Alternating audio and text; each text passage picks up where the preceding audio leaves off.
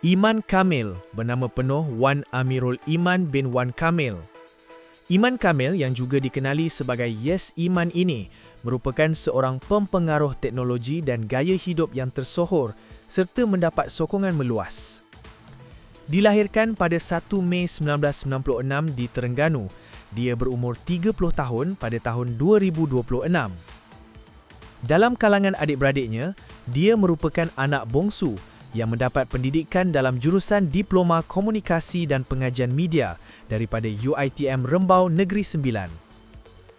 Dia juga merupakan bekas penuntut SK Sultan Sulaiman I Terengganu, SMK Padang Negara Terengganu dan SMK Tengku Bariah Terengganu. Dari segi pencapaian akademik, Iman mendedahkan bahawa keputusan UPSR yang diperolehnya ialah 2A, 1B dan 2C, manakala keputusan SPM pula mencatatkan 2A dan 7B. Salah satu subjek SPM iaitu matematik agak kurang bernasib baik kerana memerlukan dia repeat paper disebabkan keputusan yang gagal. Ketika melanjutkan pengajian di peringkat ijazah, Iman berdepan dugaan apabila tidak menamatkan pengajian. Keputusan untuk berhenti dibuat atas beberapa faktor, termasuk kecenderungan peribadi yang kurang selesa dengan kekangan tertentu dan hasil tugasannya yang ditolak. Dalam dunia pekerjaan, Iman sebelum ini pernah menempuh pengalaman bekerja di restoran, kedai makan, termasuk mengambil upah sebagai juru video perkahwinan.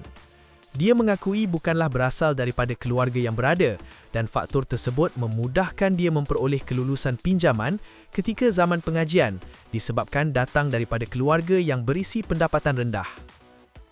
Dari segi kehidupan pribadi, dia telah mendirikan rumah tangga dengan pilihan hatinya yang dikenali sebagai Farishah pada 27 Mac 2021.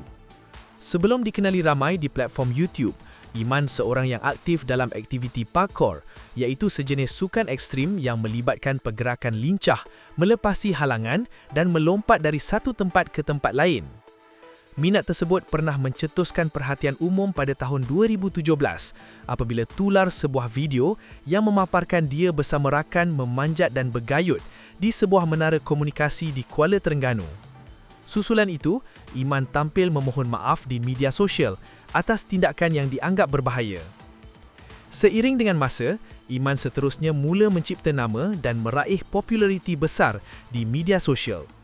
Pada pertengahan 2025, dia mendedahkan kepada Harian Metro bahawa pendapatan minimumnya hasil gabungan pelbagai platform affiliate adalah sekitar RM20,000 sebulan dan boleh mencecah antara RM30,000 hingga RM40,000 sebulan.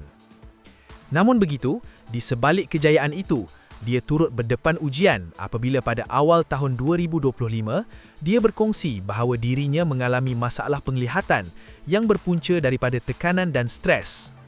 Selain itu, pada 3 Oktober 2024, dia turut terlibat dalam satu kemalangan jalan raya ketika memandu sebuah kereta EV berwarna biru yang mengakibatkan kerosakan teruk pada kenderaan tersebut.